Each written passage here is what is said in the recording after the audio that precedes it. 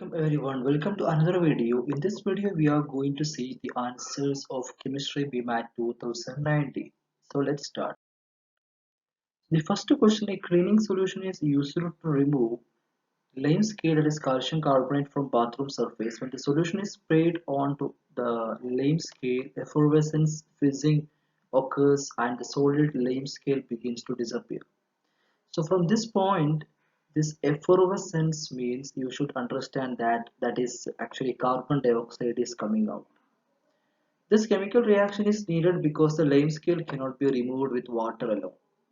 So the effervescence is actually calcium carbonate is giving you carbon dioxide. So which of the following statement about the chemical reactions are correct? The cleaning solution is acidic. A cleaning solution is used to remove lime scale. So calcium carbonate is a metallic carbonate. So that is basic in nature. So if you are considering that this cleaning solution should be acidic to neutralize that. The effervescence or the fizzing is caused by the release of hydrogen gas. It's not hydrogen gas. I have told you it is actually carbon dioxide gas. The pH of the reacting solution will go down as the reaction proceeds. That means the reaction solution, you are adding an acidic substance. The cleaning solution is an acidic substance. So whenever it is undergoing neutralization, it will reach into the pH 7. So its pH is actually increasing, not going down. The salt produced in the reaction is more soluble than calcium carbonate. Yeah, it's a fact. That is why you are able to clean it. So the right answer for this is 1 and 4 only. 1 and 4 only. Next question. A chemist used electrolysis to electroplate pure copper rod with a layer of silver. So you are coating silver layer on the pure copper. The concentration of metal ions in the electrolyte was kept constant. So basically you are having two electrodes. One is copper, another one is silver. So silver you are going to coat on the copper.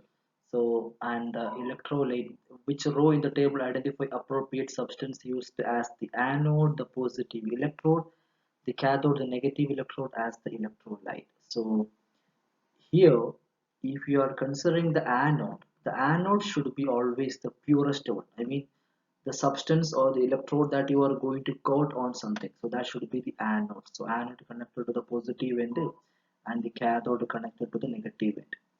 Since you are trying to coat silver over copper, this should be having any silver salt or silver electrolyte, that is silver nitrate is given here. So here if you are observing, electrolyte should be silver nitrate and the Ag is the anode and cathode is copper. So that option is option D, pure silver rod, pure copper rod is the cathode. Even though it's pure, basically on that pure copper rod you are going to coat the silver. I mean silver will get deposited over that. That is the meaning of electroplating. So you should use silver nitrate solution for that. In this question, a measuring cylinder resting on an electronic balance contains a liquid as shown in diagram 1. A small solid object X is gently lowered into the liquid and no solid liquid splashes out of the cylinder. The result is shown in diagram 2. So if you are observing, you are having two measuring cylinders. The first one is 350 and 400, you can see. So the volume is 375 centimeter cube. Here if you are observing, it is 500 centimeter cube. The weight is 750 gram and 950 gram. So density equals to mass over volume. So here you are going to find the density of this object.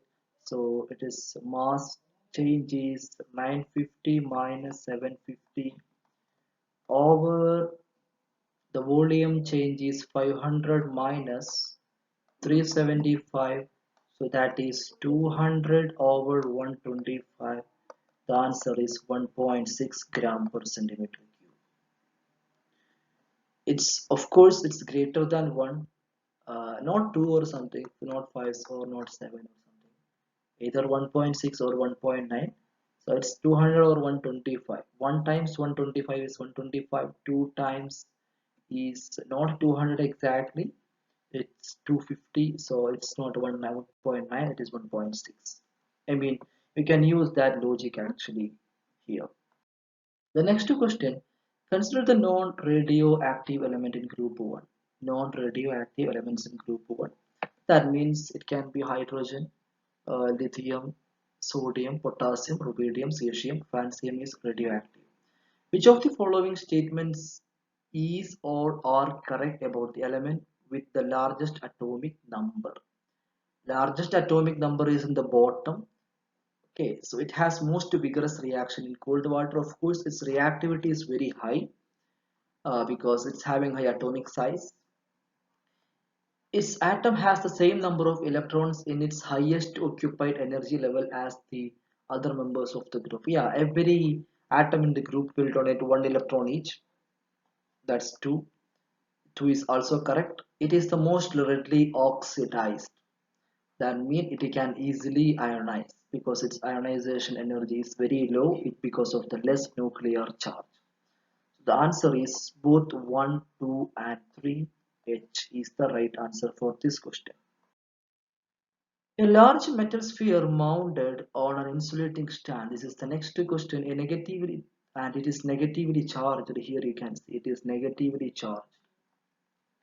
A smaller uncharged metal sphere. This is uncharged. Mounted on an insulating stand is placed near to the negatively charged sphere.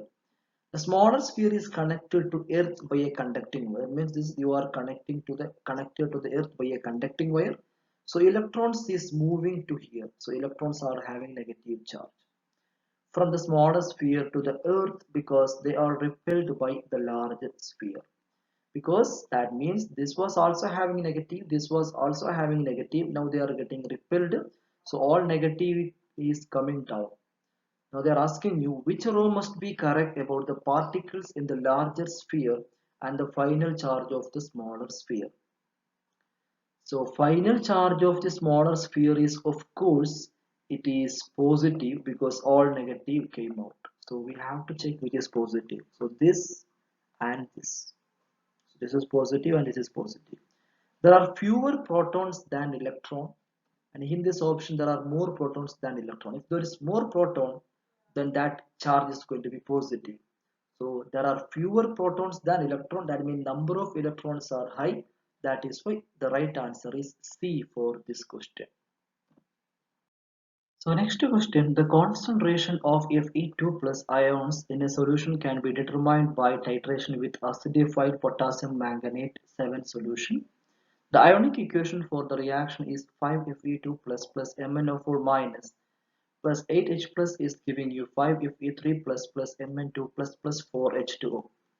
So I am just rewriting that terms. 5Fe2 plus is reacting with 1 MnO4 minus.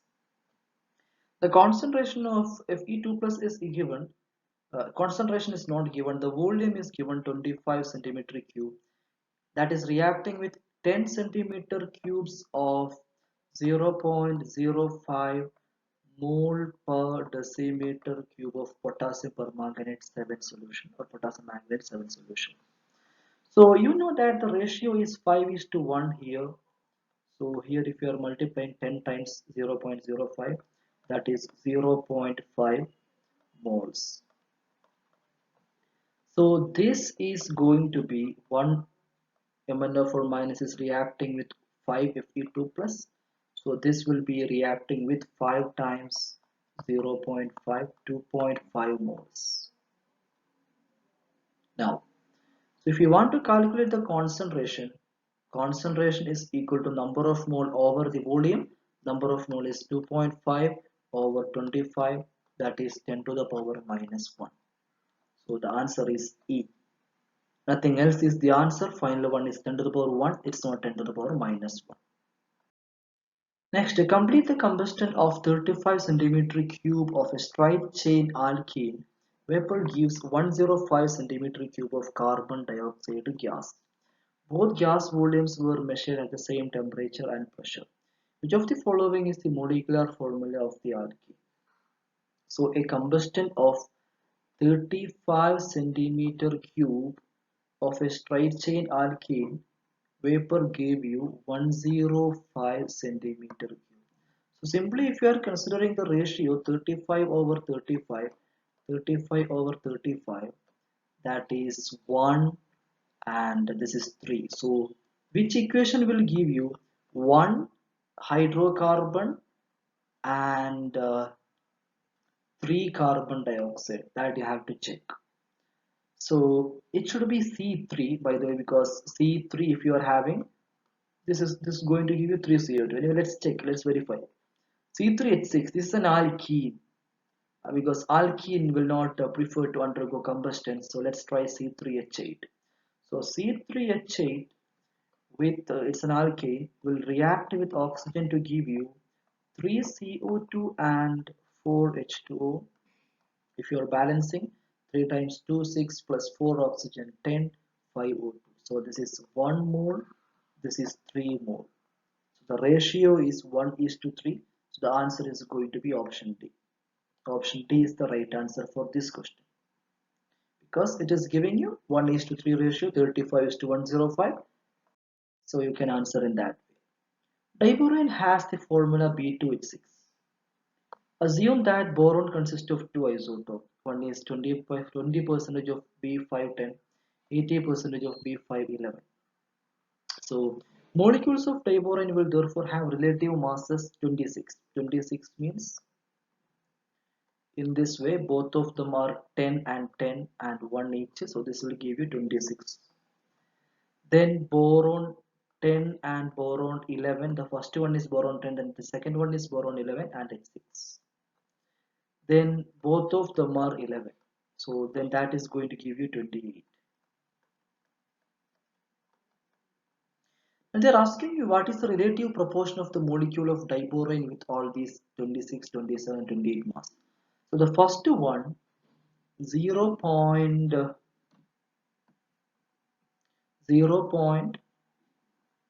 that is a 20 percentage. This is 0.8, that is 80 percentage. So you are having two borons, so you can do in this way 0.2 multiplied by 0.2, that's going to give you 0.04. This you are having a B10 B11 combination or B11 B10 combination. So I'm going to multiply two combination is there. So one is 0.2, another one is 0.8. So that's going to give you 8 times 2 is 1.6 and 1.6 multiplied by 2 is going to give you 0.32. Then the last one is again both of them are 0.8 percentage, so 0.8 multiplied by 0.8 1.64. 1.64. So if you are checking this, the ratio is 0.4 is to 30 is to 4 is to 32 is to, I mean 8 times 8 is 64, I'm sorry. So it's going to be 0.64. So that is 64 basically. So 1 is to 8 is to and 16. 1 is to 8 is to 16. That is the answer for this. 4 by 4, 32 by 4, 64 by 4. 1 is to 18, 8 is to 16. That's the right answer for this question.